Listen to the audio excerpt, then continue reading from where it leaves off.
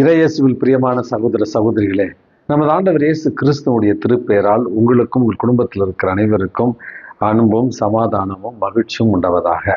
அன்புமிக்கவர்களே, June மாதம் 20ஆம் தேதி தாயாம் திரு அவை புனித மார்கரெட் எப்னர் என்கிறவருடைய நினைவு நாளைத்தான் கொண்டாடுகிறது. இந்த புனிதையானவள் திருச்சபையுடைய வரலாற்றில் 13ஆவது நூற்றாண்டில் ஜெர்மனி தேசத்தில் வாழ்ந்த ஒரு புனிதை. இந்த புனிதையானவள் புனித டொமினிக்கன் துறவு சபையை சார்ந்த ஒரு அருட்சகோதரி.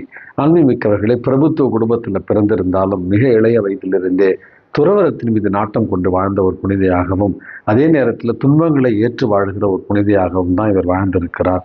டொமினிக்கன் துறவு சபையில் சேர்ந்து இறைவனுக்கு தன்னையே அர்ப்பணித்த பிறகு வாழ்க்கையில 14 ஆண்டுகள் இவர் துன்புற்று வாழ்ந்தார். துன்பங்களை எல்லாம் நமது ஆண்டவர் இயேசு கிறிஸ்துவுக்கு காணிக்கையாக அர்ப்பணித்து வாழ்ந்தார் என்று தான் இவருடைய வாழ்க்கை வரலாற்றை நம்ம வாசிக்கிறோம். அன்புமிக்கவர்களே, பல்வேறு உடல் வேதனைகளுக்கும் துன்பங்களுக்கும் இவர் உட்படுத்தப்பட்டாலும் முகமலர்ச்சியோடு அனைத்தையும் இறைவனுடைய சித்தம் என்று ஏற்று வாழ்ந்தார் என்றும், பல நேரங்களில் இவருடைய வாழ்க்கையில நமது ஆண்டவர் இயேசு கிறிஸ்து தன்னுடைய பாடுபட்ட காட்சிகளை அவருக்கு வரமாக கொடுத்தார் என்றும் இவருடைய வாழ்க்கை வரலாறு நமக்கு எடுத்து கூறுகிறது. இவருடைய இறப்பிற்கு பிறகு இவருடைய கல்லறையில ஒரு சிலுவையே தோன்றியதாகவும் வரலாற்று அறிஞர்கள் கூறுகிறார்கள். இவருடைய கல்லறையில பல்வேறு புதுமைகள் இவருடைய பரிந்துரையாலும் நடைபெற்றன என்றும் நாம் இவருடைய வாழ்க்கை வரலாற்றிலிருந்து வாசிக்கிறோம். அன்புமிக்கவர்களே, நம்முடைய வாழ்க்கையில துன்பங்கள் ஏற்படுகிற நேரத்தில் உடனடியாக ஆண்டவருக்கு எதிராக முணுமுணுக்கிற ஒரு காரியத்தை தான் நம்ம செய்கிறோம். துன்பங்கள் வருகிற நேரத்தில் முகமலர்ச்சியோடு இறைவனுடைய திருக்கரங்களில் அந்த துன்பங்களை பெற்றுக்கொண்டு துன்பங்களை எதிர்கொள்வதற்கும் நம்பிக்கையோடு அவற்றை ஏற்றுக்கொள்வதற்கும் இறைவனிடத்துல மனதிடத்தையும் வலிமையும் கேட்டு இன்றைக்கு இவருடைய பரிந்துரையால் மன்றாடி செபிப்போம். அன்புமிக்கவர்களே, இன்றைக்கு நமது ஆண்டவர் இயேசு கிறிஸ்து நம்முடைய கிறிஸ்தவ வாழ்விற்கு தேவையான மற்றும் ஒரு பேர் உண்மையைத்தான் இன்றைக்கு பாடமாக சொல்லித் தருகிறார். அதாவது, மனிதர்கள் 2 தலைவர்களுக்கு வேலை செய்ய முடியாது. அதாவது, கடவுளுக்கும் பணத்துக்கும் நாம் பணிவிடை செய்ய முடியாது. கடவுளுக்கு மட்டுமே நாம் பணிவிடை செய்ய வேண்டும். கடவுளுக்கு மட்டுமே நம்முடைய வாழ்க்கையில முதலிடத்தை தர வேண்டும். செல்வத்திற்கு முதலிடம் தரக்கூடாது என்பதை இன்றைக்கு ஆழமான அழுத்தமான வாழ்க்கை பாடமாக இன்றைக்கு நமது ஆண்டவர் இயேசு கிறிஸ்து நமக்கு சொல்லித் தருகிறார். ஆனால் இன்றைய உலகம் எப்படி இருக்கிறது? பணத்திற்காகவே ஒரு சில பேர் இன்றைக்கு வாழ்ந்து கொண்டிருப்பதாகவே நாம அறிந்து கொள்ளலாம். பணம் 10 செய்யும், பணம் பாதாளம் வரையில் செல்லும், அப்படி என்று பணம் பணம் பணம் என்று வாழ்க்கையில முக்கிய தேடலாக பணத்தை மட்டுமே, செல்வத்தை மட்டுமே, அங்கீகாரத்தை மட்டுமே, அதிகாரத்தை மட்டுமே தேடிக்கொண்டிருக்கிற மனிதர்கள் மத்தியில நமது ஆண்டவர் இயேசு கிறிஸ்து, நீங்கள் பணத்திற்கும் செல்வத்திற்கும் இந்த உலகத்தினுடைய மதிப்பீடுகளுக்கும் நீங்கள் முக்கியத்துவம் கொடுத்தால் உலகத்தின் செல்வங்களிலேயே நீங்கள் மாண்டு போவீர்கள்.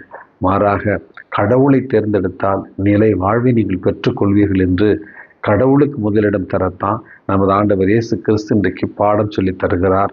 அன்புமிக்கவர்களே, அப்படி என்றால் செல்வம் சேர்க்கக்கூடாதா, நம்முடைய வாழ்க்கையில பணம் சம்பாதிக்க கூடாதா என்கிற அடிப்படையான ஒரு கேள்வி எழலாம். இந்த உலகில கடினப்பட்டு உழைத்து செல்வத்தை சேர்ப்பதும் மகிழ்ச்சியாக வாழ்வதும் அவசியமானது ஒன்று தான். கடவுளுக்கு இணையாக செல்வத்திற்கு நம்முடைய வாழ்க்கையில முக்கியத்துவம் கொடுப்பது மட்டும்தான் தவறு. அதுதான் சிலை வழிபாடு என்பதையும் இன்றைக்கு நம்ம புரிந்து கொள்ள வேண்டும். கடவுளுக்கு முதன்மையான இடம் கொடுப்பதற்கு நமக்கு தேவையான இன்னொரு முக்கியமான வாழ்வியல் பாடம் என்பது கவலையற்று வாழ்வது. அன்புமிக்கவர்களே, இவ்வுலக கவலையினால் நாம் கடவுளை மறந்து விடுகிறோம். ஆனால் கடவுள் இந்த உலகத்தை படைத்து நமக்கும் உயிர் கொடுத்து இந்த உலகத்துல ஒவ்வொரு நாளும் நம்மை அவர் பராமரித்து வருகிறார். அந்த பராமரிப்பை உணர்ந்தவர்கள், அந்த பராமரிப்பை அனுபவித்தவர்கள் நிச்சயமாக கடவுளுக்கு மட்டுமே முதலிடம் தருவார்கள். புனிதர்களுடைய வாழ்க்கையில நம்ம பார்க்கிறோம். இன்றைக்கு நம்ம கொண்டாடுகிற மார்கரெட் எப்னர் என்கிற அந்த ஒரு புனிதியானவள் பழமையான ஒரு வாழ்வு இருந்தும் அதை கடவுளுக்காக விட்டு கொடுத்து விட்டு வாழ்நாள் முழுவதும் துன்பத்தை அனுபவித்த ஒரு புனிதியாக இன்றைக்கு நமக்கு தெரிகிறார்.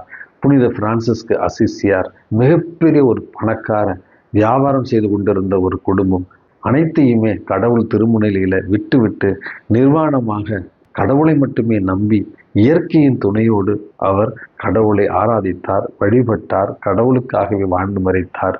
ஆகவே அன்புமிக்கவர்களே, இவ்வுலக கவலையினால் நமக்கு ஏற்பட போவது எதுவும் அல்ல. இவ்வுலக கவலைகளை விடுத்து எதை உண்போம், எதை குடிப்போம், எதை உடுப்போம் என்கிற கவலைகளை விடுத்து கடவுளை மட்டும் நம்பி கடவுளுடைய பராமரிப்பில் வாழ கற்றுக்கொண்டோம் என்றால் நாமும் விண்ணக தந்தையினுடைய பிள்ளைகளாக மாறுவோம். இறை பராமரிப்பை ஏற்றுக்கொண்டு இறை பராமரிப்பை உணர்ந்தவர்களாய் கடவுளுக்கு மட்டுமே பணிவிடை செய்ய, கடவுளுக்கு மட்டுமே முதன்மையான இடத்தை கொடுத்து வாழ்ந்திட இறைவன் உங்களையும் என்னையும் தூண்டுவாராக.